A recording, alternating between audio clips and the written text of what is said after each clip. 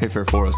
Welcome to our final first of the year fasting devotion, where we want to prioritize Christ at the beginning of the year that we might see him work throughout the entire year. And so I know this is the 11th and our fast runs through the 12th, but the 12th is on a Sunday. And so this will be the last of these devotions that we have. And so today, if you needed a prayer emphasis, we're praying day 11, which is the month of November, praying over the beginning of the holidays, Thanksgiving, all that good stuff. And so you can pray for your family. You can pray for time together. You can pray for God's blessings. You can pray prayers of gratitude and thanksgiving. Those would be great things to pray today as you are focusing on the month of Thanksgiving.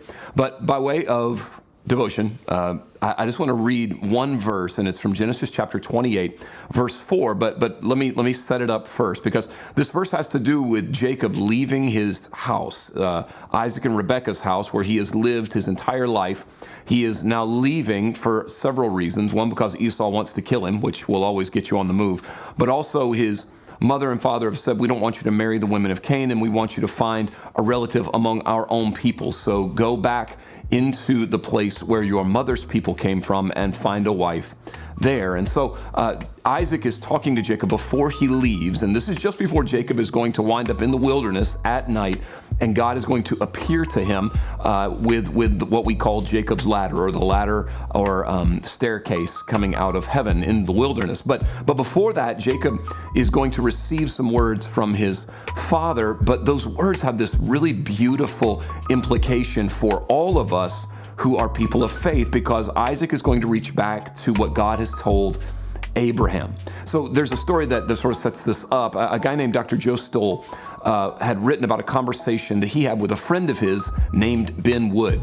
Ben was the director and founder of a place in Wisconsin called Shepherd's Home.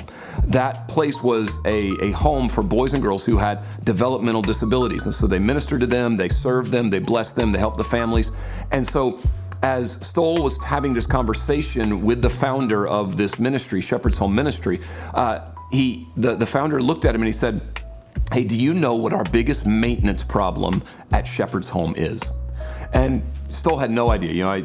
We all, if you've run a building, if you've had a household, if you know that things go wrong, things break, things go bad. You've got plumbing issues, you got to repaint, you got structural stuff, all of that stuff. But this is what Ben Wood, who ran the Shepherd's Home, said. He said, "This is our biggest maintenance issue: dirty windows."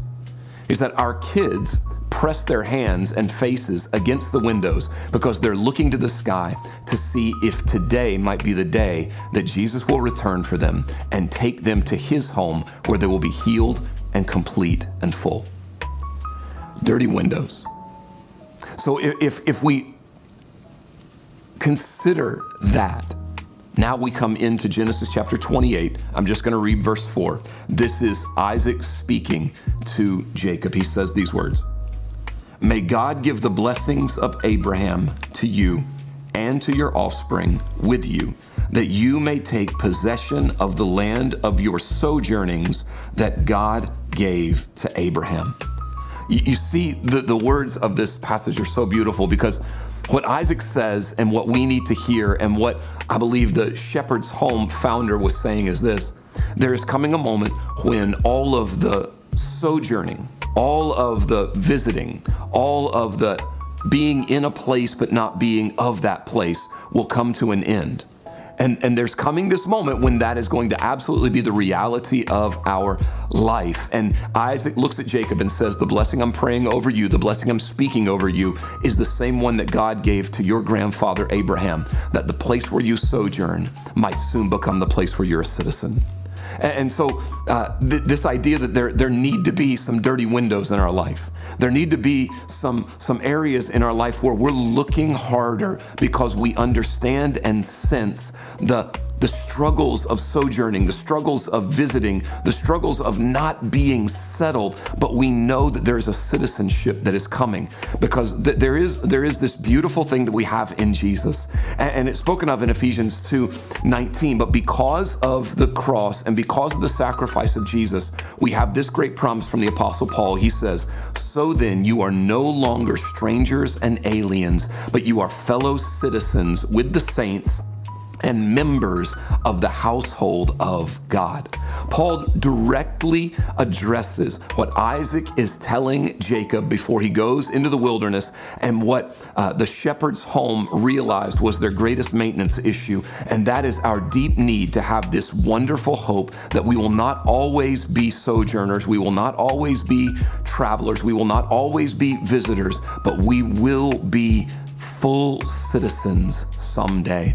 Now, what Paul also says is that part of this is already true. He says that Jesus, because of what Jesus did, we have the full assurance and full access to the household of God.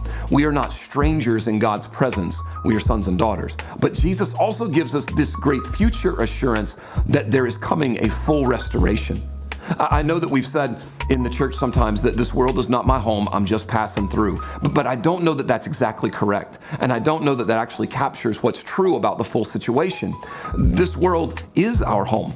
God made this world good and perfect and beautiful, and sin marred it and broke it and has created problems.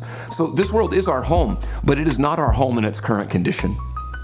There is coming a day when we will see the project of restoration fully completed, and all things will finally be made new.